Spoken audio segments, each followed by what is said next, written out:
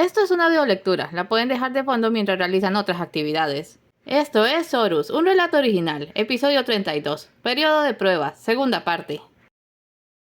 Como todas las mañanas, G se levantó a las 4, despidió a Neo, que era siempre el primero en salir rumbo a la G4, preparó los pendientes y herramientas del taller, desayunó con Margaret deseándole suerte en el examen de ese día, y finalmente pasó el letrero de entrada abierto antes de ponerse a trabajar.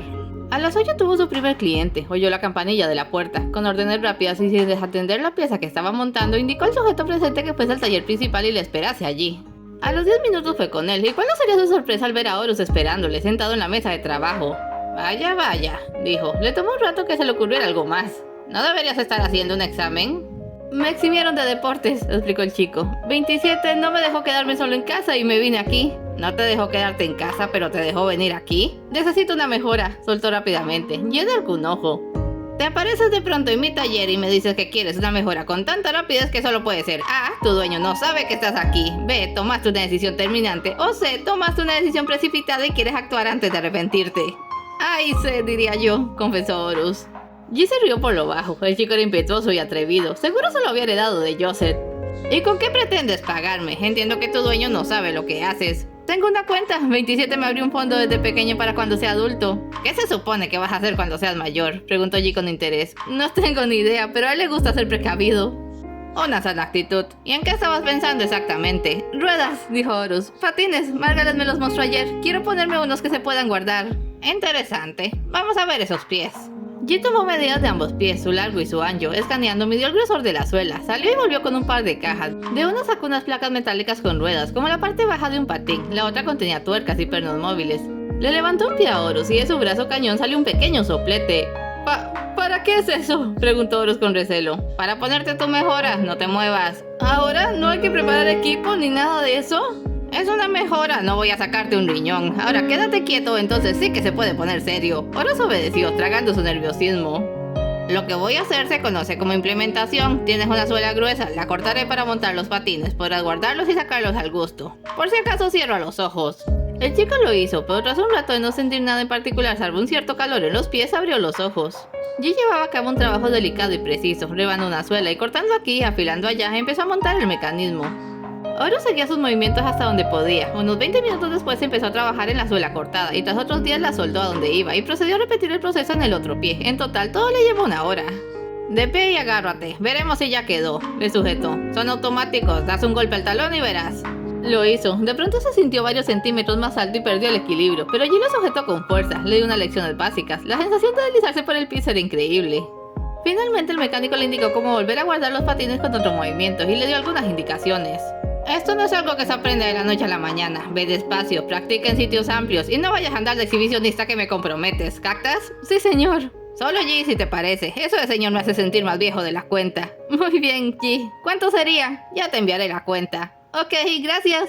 Ahora, largo antes de que te descubran. Tienes un examen esta tarde. Aún queda tiempo. Yo pensaba... Oye, no tientes tu suerte. Le dio la vuelta y lo empujó al exterior. No tengo tiempo para hacer de niñera. Anda y derechito a la escuela. Antes de darse cuenta, Horus ya estaba afuera. Suspiró resignado y se marchó cabizbajo. Pero una vez pasó la primera cuadra se detuvo, miró para atrás y dando un golpe a sus talones sacó sus patines. Quería llegar deslizándose a la escuela con sus nuevas mejoras.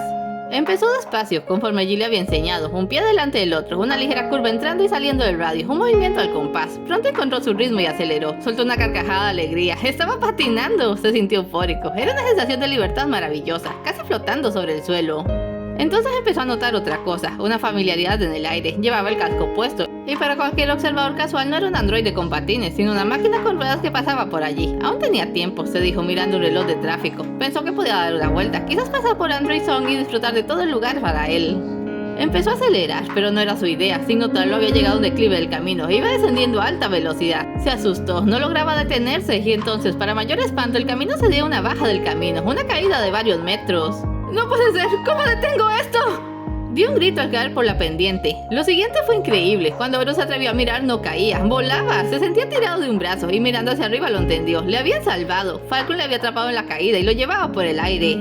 ¡Capitán! Amigo, no sé cuál será tu problema, pero el suicidio no es una buena reacción. Lo levantó para verle el rostro y entonces notó sus ojos azules. ¡Un momento! Tú no eres una máquina, eres aquel androide. ¡No me sueltes, se lo suplico! Ahí va, dices en una encuesta que te da igual lo que la comunidad Android representa en la primera década y ya te tachan de anti. ¡Qué molestia! Descendí, dijo Horus en el suelo antes de bajar él. No odio a los androides, es solo que no me atraen y... Se detuvo como acordándose de algo. ¿Qué haces en la calle durante tu horario lectivo? Me exhibieron en las mañanas, dijo Horus. Aquí tengo la ficha. No es el punto. Si un androide no tiene clases, debe quedarse en su hogar o bajo el cuidado de una máquina. No pueden andar solos. ¿De dónde vienes? Del taller de Gion. Lo verificaré. Un Stinger pasó cerca de allí y Falcon lo llamó con un comunicador en su casco. ¡Gamma, abajo! El Stinger viró en el aire y descendió. Horus no pudo menos que preguntarse cómo había sabido Falcon cuál de todos era aquel, pues todos los Stinger eran exactamente iguales salvo la letra del gorro. Gamma pero obediente. Los nuevos Stinger hablaban, pero eran callados por naturaleza. Lleva a este androide a la Academia Octiplex, ordenó. Se dirigió a Horus. Y no vuelvas a evadir las normas, es por tu seguridad. Diablos, llegaré tarde. A ver cómo le explico al general que me detuve a salvar a un androide fuera de su horario. Y con estas palabras, Falcon despegó y se alejó. Tras el examen de deportes, Margaret pasó por una bebida fría y se dirigió a la biblioteca de la escuela a su sesión de tutoría con Brock. Estaba acalorada y no se molestó en cambiarse. Su pupilo ya estaba allí. Perdona la tardanza, el examen se extendió más de lo esperado. Buscaré el material. Están en el siglo XX, ¿verdad? Brock no le contestó, la miraba como hipnotizado. Parte de la actuación diaria de Margaret era hacerse pasar por una adolescente. Usualmente llevaba un traje que le cubría por completo y la hacía ver encogida. Ahora venía en ropa de deportes. Tan fielmente había llegado a creer en la inocencia androide que no tomó en cuenta que le estaba mostrando a Brock el cuerpo de una mujer madura y aún así fuerte por el milagro de la tecnología. Tenía más de 40, parecía de 20 y fingía tener solo 12. El resultado era estremecedor para alguien como Brock, que no la miraba como un inocente androide, sino como un chico cuyo corazón latía de emoción por alguien tan singular, tan diferente. Muy bien, dijo Margaret sentándose a su lado. Empecemos con la exploración espacial. Hay mucho aquí, pero ¿qué crees? Le mostró un disco. Un rescatado de la preguerra, la llegada de la luna en el Apolo 11. Te encantará si no te mata de risa ver algo en blanco y negro. Finalmente notó su cara de embobado. Le chasqueó los dedos. La Tierra, Brock. Yo tengo mi propia prueba de historia más tarde, así que no me quites el tiempo. ¿Eh? Brock parpadeó, saliendo del trance. ¿Qué? Vamos a estudiar, ¿te acuerdas? Sí, me acuerdo. Perdón. Margaret le sonrió y le pasó un pesado libro. Brock también sonrió, encantado con su cercanía, sin saber aún qué estaba sintiendo, pero deseando que no acabase jamás.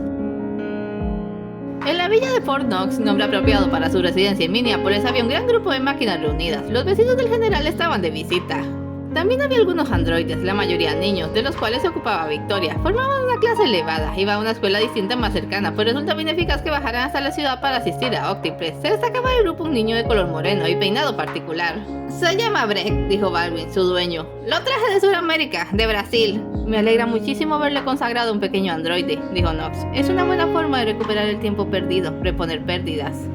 Kong me lo sugirió, no estaba seguro al inicio, pero cuando vi a ese niño, me enamoré de él. Sabía que quería cuidarlo. Algo fascinante, mencionó un invitado. ¿Por qué será que ciertos niños llaman tanto la atención? Queremos a todos, pero los nuestros se vuelven favoritos desde el principio, aún antes de tratarlos. Knox se limitó a sentir. Como él no sentía cariño por nadie, no podía dar una opinión al respecto. La generación cero era su único grupo de interés encabezado por Victoria. Su deber para con la comunidad androide era usar ese primer campo de pruebas para largos años de armonía y felicidad. Pronto los primeros androides serían adultos. En 2 años Victoria tendría 18. Con la mayoría de edad se entraba en un terreno nuevo de experimentación. Lamento el retraso, general, dijo alguien a sus espaldas. Se me presentó algo. Descuide, Capitán Falcon. Apenas empezamos. ¿Conoce al Capitán Baldwin? Es mi lugarteniente. Un honor. De nuevo mis disculpas, general. Me siento apenado por esta falta. Knox le dio una palmada conciliatoria antes de dejarlo hablando con Baldwin. Se rió por lo bajo. Joseph. Falcon, quien en su época lo odiara a muerte, ahora era su más leal y devoto seguidor. De todas las recompensas de la guerra, aquella era la más dulce. Anotó mentalmente que debía tratar de terminar pronto. Quería bajar más tarde a la ciudad, hacer una visita de rigor. Horus llegó a la escuela y allí lo dejaron. Se fue derecho al salón y pasó el rato estudiando hasta que empezó a llegar la gente para el examen de historia. No había comido nada, pero por alguna razón no tenía hambre. ¿Dónde estabas?, preguntó Tabitha al verle. Por allí, dijo Horus con una sonrisita. Quería guardárselo de su mejora para luego. Te busqué por todas partes después del examen. ¿Cómo les fue? Se fijó que Margaret no había llegado. ¿Y Margaret? Estuvo rudo. Y Margaret me dijo que iba a hacer una tutoría. Mira, allá viene. Margaret ya se había duchado y puesto su ropa de siempre. Venía fresca como una lechuga y de buen humor. Saludó a Horus y también preguntó dónde había estado, recibiendo la misma respuesta. Frunció el ceño captando una mentira, como solo ella sabía hacerlo, pero no dijo nada y entraron a la prueba. Historia humana era una prueba de memoria. Margaret era la mejor en aquello y terminó su examen primero. Se quedó fuera esperando hasta que Tabitha y Horus salieron. Mañana es biología y matemáticas. ¡Margaret!, replicó Tabitha. Acabamos de salir. Danos un respiro. Lo siento, niños, pero esto no se acaba hasta que se acaba. Alégrense, ya no falta mucho. Vamos donde G y nos ponemos en ello. ¿Ese no es tu dueño, Horus? ¿27? Al chico se le vino el mundo encima. En el acto supo que algo estaba mal. Se acercó al Spider con timidez. No lo había ni saludado cuando este lo tomó de su pie y lo levantó tirándolo al suelo. Esto tuvo la virtud de sacarle el patín, pero Horus no se fijó de inmediato en eso. Era la primera vez que 27 era brusco con él y se asustó. Margaret y Tabitha miraban con desconcierto. ¿Y cuándo pensaba el señorito decirme esto?, preguntó la máquina con enfado. O se ha vuelto tan importante que mi opinión ya no cuenta. Pero, ¿tienes idea de cómo me sentí cuando G me llamó?, dijo soltándole. ¿G? Lo notificaron para confirmar si habías estado allí cuando se suponía que debías estar en la escuela. ¿Qué pasa contigo? Y no pienses que no sé de tus espectáculos en esparcimiento. Lo levantó con violencia y lo jaló. Tú te vienes a casa conmigo, pero escapas de la escuela, te realizas una mejora sin consentimiento. ¿Qué fue lo que hice para que empezaras a actuar de ese modo? Yo no. Margaret se adelantó furiosa, pero Tabitha le detuvo. Ella estaba asustada, sabía que no había que interferir con una máquina molesta y su androide. Mientras tanto, Horus trataba de explicarse, pero 27 no lo dejaba. ¿Quieres escucharme? Hablaremos en casa. Por favor, papá, deja de discutirme. Margaret dejó de luchar con Tabitha, se puso pálida. ¿Papá? Cuando se notó libre, Horus ya estaba lejos. Se acabó de soltar de Tabitha y se fue corriendo, furiosa, en dirección al taller. Hasta ahora solo había pensado en 27 como la máquina que había matado a Joseph. Ahora era algo aún peor. Se trataba de la máquina que había matado al padre de su hijo y robado su lugar. G estaba en el taller cuando Margaret abrió la puerta de golpe. Venía con gesto crispado y hecha una furia. Déjame adivinar, dijo. Ya apareció el dueño. Eres un maldito Gideon. Me estoy empezando a cansar de estas discusiones contigo. Nos llevábamos tan bien. ¡Cínico!, masculló. ¿Cómo pudiste hacerle esa mejora a Horus? Ni siquiera debiste dejarlo entrar. Tendrías que haberlo enviado derecho a la escuela. Fue su decisión. ¡Deja de mentirme! Un androide no puede solicitar una mejora sin el consentimiento de su dueño y tú lo sabes.